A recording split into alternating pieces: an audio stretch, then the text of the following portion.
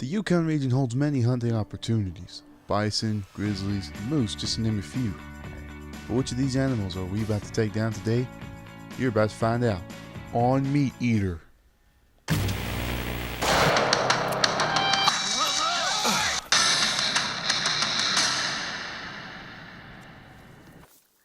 Out here in the Yukon Valley of Alaska, there are plenty of places to hunt. You can hunt near rivers, in the mountains, in the forests, or even off the top of the railroad bridges. Now, which animal you encounter is completely up to you. You have a choice from harlequin duck, red fox, caribou, grizzlies, plains bison, moose, and gray wolves. The gray wolves do hunt in packs most of the time, and if you're not careful, they will jump on you like a lion on a rabbit.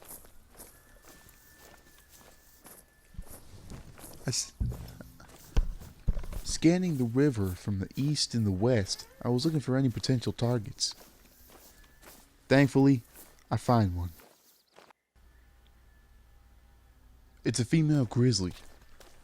Only a level 2, but it's still a potential target. Grizzly bears have sensitive noses and ears, second only to a moose. But even though they do not have the best eyesight, they will still see you if you are not careful. So a hunter must stick to cover and not reveal the position. But this hunt is especially tricky because I am hunting with handguns. I'm equipped with all your basics. Your .22 pistol, your Fantastico 410 with the 410 birdshot in case of harlequin duck, the Picasso 357, the Panther 44, and the Rhino 454. All equipped with hard cast bullets, so that way we have much more higher penetration and more likely to drop in the animal with a single shot. But that still means we have to get dangerously close to this grizzly if we're able to take it down.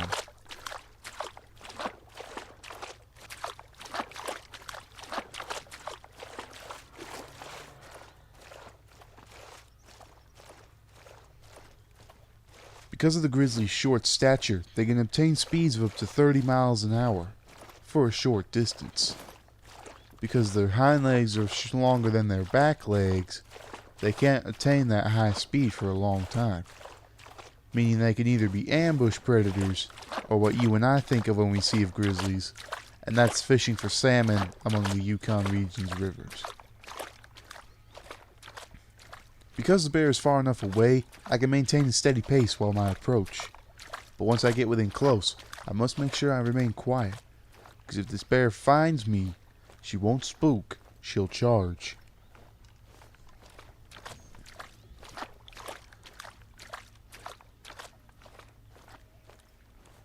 I'm just making my way across this bank here. And I'm going to sneak in between these trees. And I'm going to see if I can get within the effective range of the 454 or the Rhino.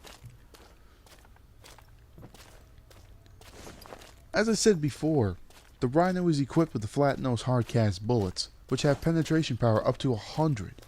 So a double lung is almost a guarantee when you're hunting the grizzly. But you still need to make sure your shot is perfect, because the effective range of the Rhino is only about 75 meters. Alright, there she is. She's still taking a drink.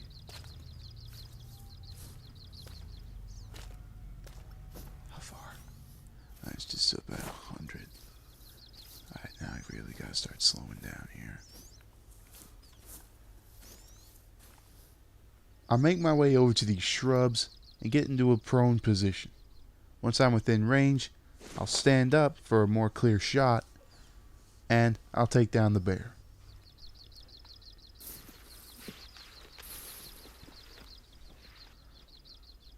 Gotta make sure I keep a constant eye on that grizzly, because if she comes over here and she charges at me, it'll only take one swipe from her paws and she could probably cut my head off. I've never hunted grizzlies with handguns very much before, so this is the first time I'm actually going to try doing this.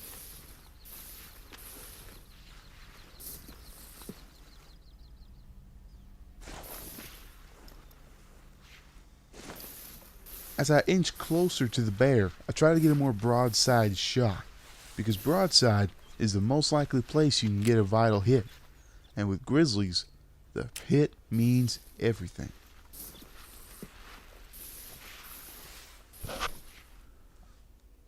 Okay, 4, just a little bit closer. Just one guarantee I get this.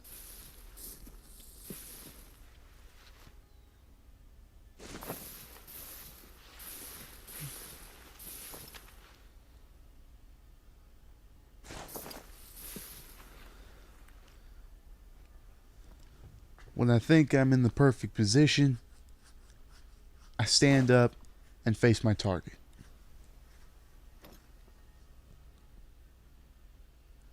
Just a little bit more here to the right.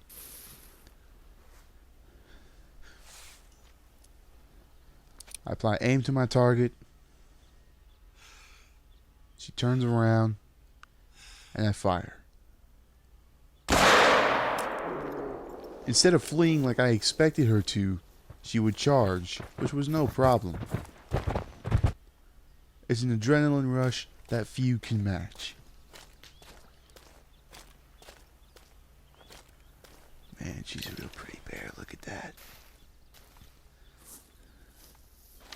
A gorgeous animal for a gorgeous trophy. Look at her face, she looks real derpy. She's like, grr.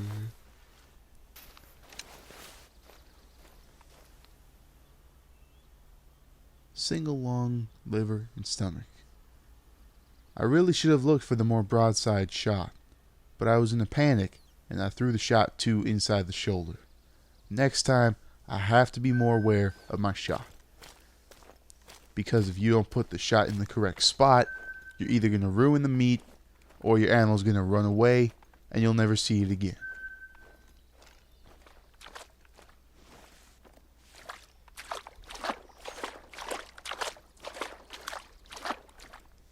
Now, because this area is the primary place to find my grizzlies, the pressure gets really high. So, we're going to make our way north. We're going to start near the Crimson Plains near this lake, and if we can't find anything there, we'll head up north more to the Bison Plains and wetlands. After exploring the Crimson Plains, we didn't have much luck. Thankfully, our luck changed. What is that? Feeding zone discovered. It's not what I primarily would look for, but at least it's content. The trick is to make our way over there within the amount of time that we have. After spending almost 10 minutes circling around to the left, we get a good windage, and we're heading near broadside of this moose. But as I inch closer, I realize she's not alone. Oh man, that's a bull. He's a level 4. But as I get set to take my shot, the moose starts to get alert, and I panic. Thankfully, it was a heart shot, and the moose fell dead in its tracks. But a self-proclaimed professional hunter, such as myself, needs to make sure he has a perfect shot and not rush. One miss from that, and that moose could have been gone.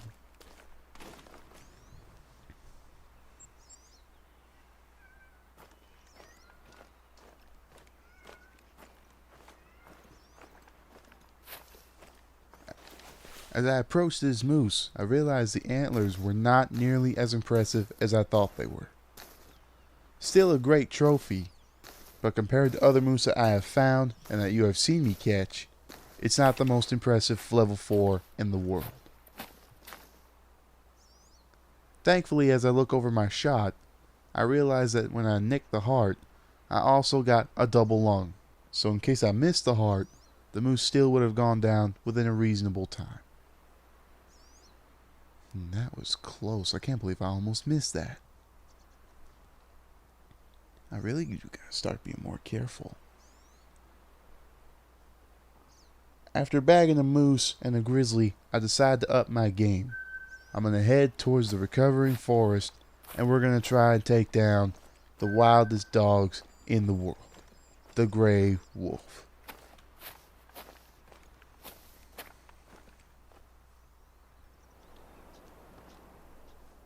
Near in the Yukon, near in the Yukon forest, I heard the warning call of a wolf. So for protection's sake, I got out my tripod and I decided to wait him out.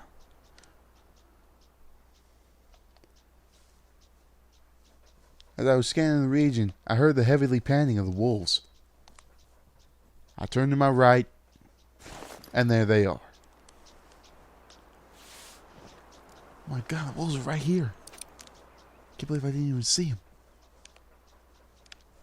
Oh my God, stand still. I was unaware whether or not they either smelled me, saw me, heard me, or that apparently they were just running around. Thankfully, a wolf stops, and I get a broadside hit. The wolf goes down like no one's business.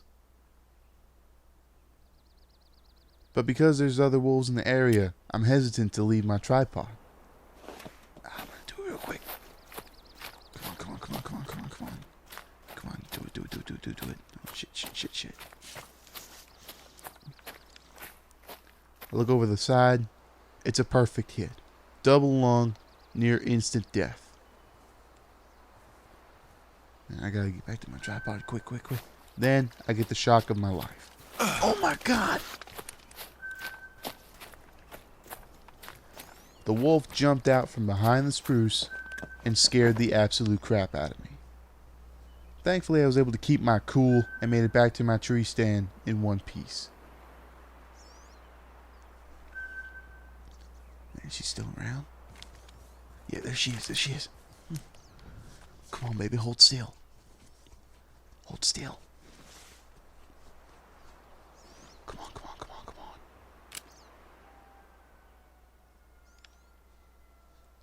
She's acting a little bugged out, so we'll just follow her around. Excuse me. Man, she's so fast, it's hard to get a shot.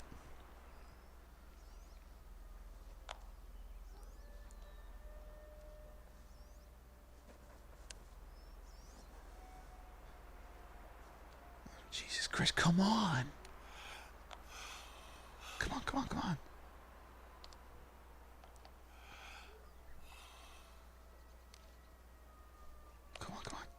Finally, she runs up the side of the hill, and I had my chance. The shot was bad. It was near the throat. I wasn't far enough back in order to hit the vital organs. Thankfully, she stopped, and I put her out of her misery.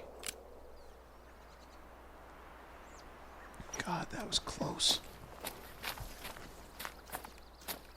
And with that harvest, this video is done. Ladies and gentlemen, I want to thank you for putting up with me throughout these 13 minutes of this video. And if you were wondering why I was talking like that, it's because the show EATER does the same thing. Narration and live action. So I narrated over while editing, and the live talking was actually me talking while I was recording. So, anyway, thank you all so much for watching. Make sure you ring that bell. Make sure you subscribe for more. Eagle Owl Hunter signing off. And let me know in the comments if you want more episodes of a parody of EATER. So, with all that being said, Eagle Owl Hunter signing off.